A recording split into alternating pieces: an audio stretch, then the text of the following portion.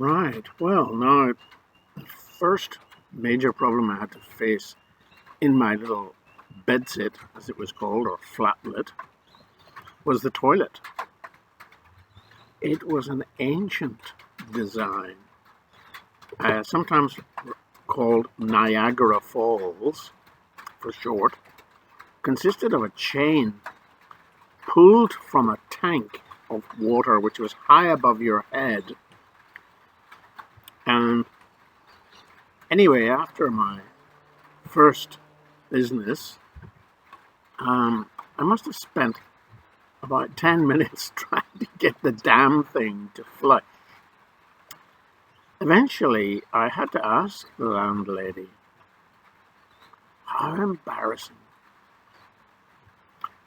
Even worse, she wasn't able to fix it. And her 16-year-old daughter had to come into the toilet and show us how to flush it. What a humiliation.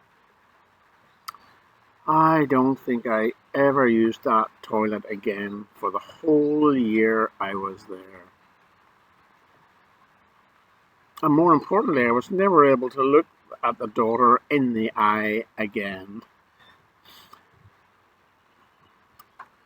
I quickly made friends at the university with a Scotsman from Edinburgh who had just done voluntary service overseas in Malawi. Now, Gibson was an intellectual, and similar to myself, he was a little bit of an outsider, I think. He was reserved and retiring, but he had a powerful brain and was basically much more mature than I was in many ways. In fact, he was 2 or 3 years older. And he was certainly much more streetwise than I was. For some reason, he seemed to appreciate me, and we had a lot of interests in common. What united us most was our interest in Africa. We spent hours and hours together chatting about Africa, as well as other things like philosophy, politics, education, books.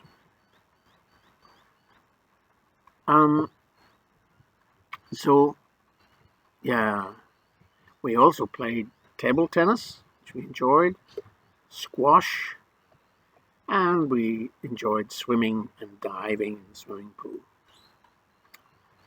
The weeks passed, and Gibson became a good friend. He couldn't resist a discussion, and I was always up for it too.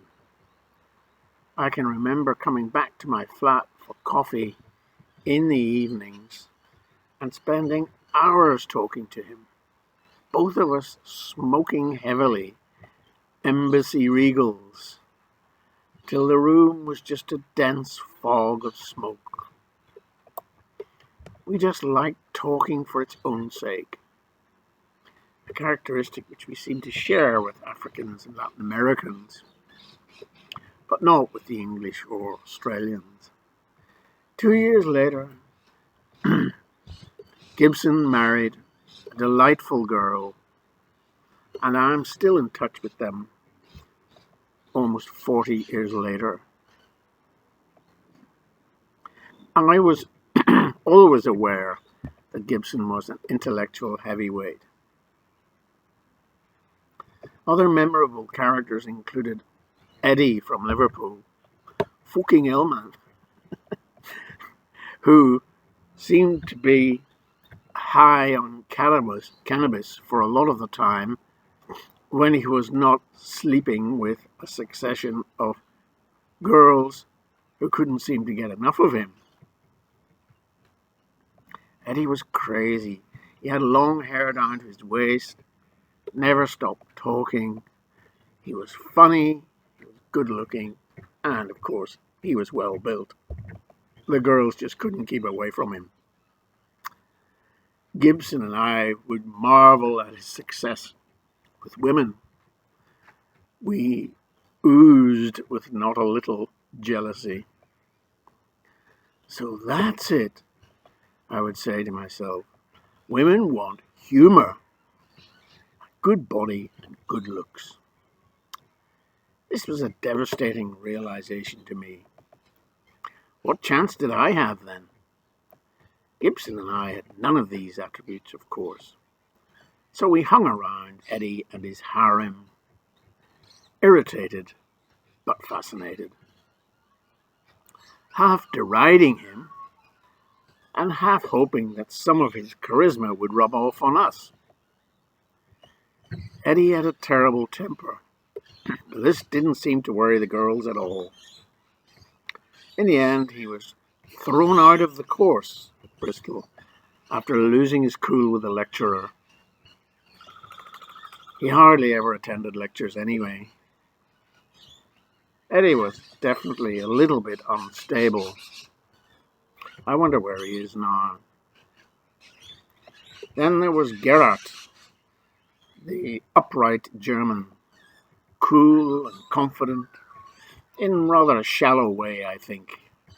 I didn't really take to him, and I don't think he took to me either. He seemed to me to be too self-assured. Perhaps I was a little bit jealous. But he seemed to respect Gibson, so we often hung out together, the three of us, in the cafeteria or in the bar. Those were the days. But I spent a lot of time on my own. I remember also becoming very interested in books about the Yaqui Indians in Mexico by an American-Mexican author called Carlos Castaneda. When I was bored, which was often, I would go to the library and dream about the mystical way of life of the Yaqui Indians. Very romantic.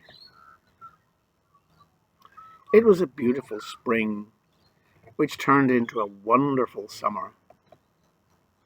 Mum and Dad came over to Bristol at the end of that year, and we all went for a tour around the south of England. I remember Mum and Dad were fighting a lot in the car. At one point, Mum got out and stomped up the road. Dad turned round and said to me, "You know, at a certain time in their lives, women get very moody. That's what's happening to your mother now." As far as I was concerned, Mum had always been like that. And so had he. On the same trip, on another day, I also had a fight with Dad. Eventually, Mum intervened on my behalf, saying, "Well, you won't have to put up with Donald for much longer, because he will be going to Africa soon, and you won't see him for 2 years." Mothers always seem to support their sons against their father. Something I have learned with my own children.